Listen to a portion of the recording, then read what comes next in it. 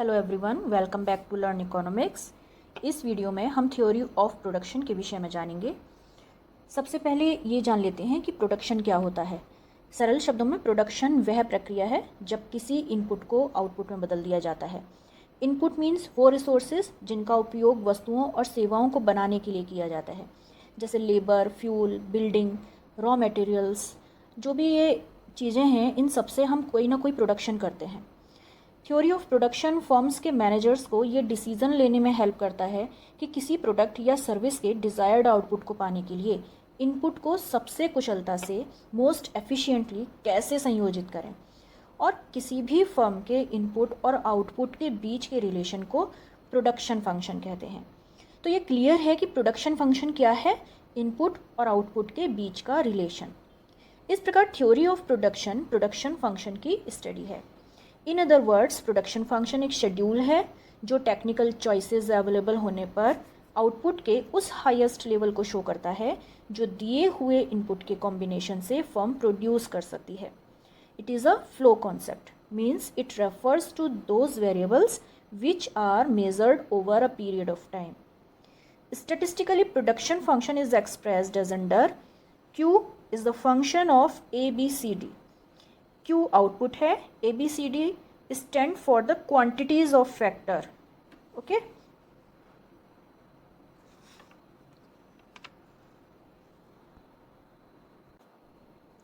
Next is fixed and variable inputs or factor of production.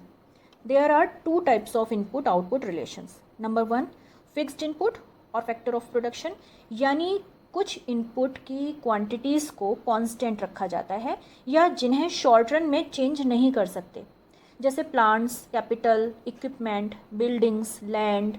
इन सबको हम short run में change नहीं कर सकते, शॉर्ट रन में ये सब फिक्स रहेंगी। बट कुछ फैक्टर्स जैसे लेबर है, रॉ मटेरियल, इन्हें आप आउटपुट को एक्सपेंड करने के लिए बढ़ा सकते हैं या उनमें चेंज ला सकते हैं। नंबर टू, वेरिएबल इनपुट और फैक्टर ऑफ प्रोडक्शन। जैसा कि अभी बताया कि कुछ फैक्टर्स को आउटपुट एक्सपेंड करने के लिए बढ़ाया जा सकता है, जैसे लेबर एंड रॉ मटेरियल, ये वेरिएबल इनपुट कहलाते हैं। Next is time period. किसी भी फैक्टर या इनपुट की फिक्सिटी और वेरिएबिलिटी टाइम पीरियड पर डिपेंड करती है, जिसे 2 टाइम पीरियड में डिवाइड किया गया है। अब वो 2 टाइम पीरियड्स कौन से हैं? Short run and long run. Short run वो टाइम पीरियड है जिसमें एक या एक से अधिक फैक्टर ऑफ प्रोडक्शन या इनपुट फिक्स रहते हैं और दूसरे वेरिएबल्स, ठीक है, दूसरे वेरिएबल रहते हैं, यानी उन्हें हम चेंज कर सकते हैं। Concept of return to a variable factor is relevant for the short run, क्योंकि शॉर्ट रन में कुछ फैक्टर्स जैसे लैंड, मशीन्स, कैपिटल, ये फिक्स रहते हैं और दूसरे फैक्टर्स जैसे लेबर, रॉ मटेरियल, ये वेरिएबल रहते हैं जिन्हें शॉर्ट टाइम पीरियड में प्रोडक्शन इंक्रीज करने के लिए बढ़ाया जा सकता है। शॉर्ट रन के टू फैक्टर प्रोडक्शन फंक्शन को हम इस प्रकार लिख सकते हैं। Q is the function of L K bar. Q क्या है? आउटपुट। L लेबर है जो वेरिएबल फैक्टर है। K बार या कांस्टेंट हम इसे कह सकते हैं कि कैपिटल। K क्या है? कैपिटल, जो फिक्स्ड फैक्टर है या कांस्टेंट है। Okay. Next is long run. Long run वो टाइम पीरियड है जिसमें सभी फैक्टर्स ऑफ प्रोडक्शन या इनपुट वेरिएबल्स होते हैं, ठीक है। सभी फैक्टर ऑफ प्रोडक्शन और जो इनपुट्स हैं वो सब वेरिएबल होते हैं, इसमें कुछ भी फिक्स नहीं होता, कोई भी इसमें फिक्स फैक्टर नहीं होता, क्योंकि लॉन्ग पीरियड में आउटपुट को इंक्रीज़ या डिक्रीज़ करने के लिए हम फैक्टर्स को इंक्रीज़ या डिक्रीज़ कर सकते हैं। Concept of return to scale is relevant for the long run, क्योंकि सभी फैक्टर्स को इंक्रीज़ करके हम आउटपुट को इंक्रीज़ कर सकते हैं। Now the concept of output और product. Regarding physical production of factors there are 3 concepts. Number 1, total product, वो मैक्सिमम आउटपुट जो गिवन पीरियड ऑफ टाइम में गिवन इनपुट्स को यूटिलाइज करके किया जाता है। फॉर्मूला क्या है टोटल प्रोडक्ट का? TP equal to AP into L। TP यानी total product, AP average product, ठीक है, या फिर हम इसे कह सकते हैं प्रोडक्ट पर यूनिट। जब हमें किसी यूनिट का निकालना होता है तो हम ये भी निकालते हैं प्रोडक्ट पर यूनिट। और L है आपका वेरिएबल फैक्टर, ठीक है, जो लेबर है। Next is average product. Variable factor का पर यूनिट ऑफ आउटपुट कितना है, ये हमें एवरेज प्रोडक्ट से पता चल जाता है।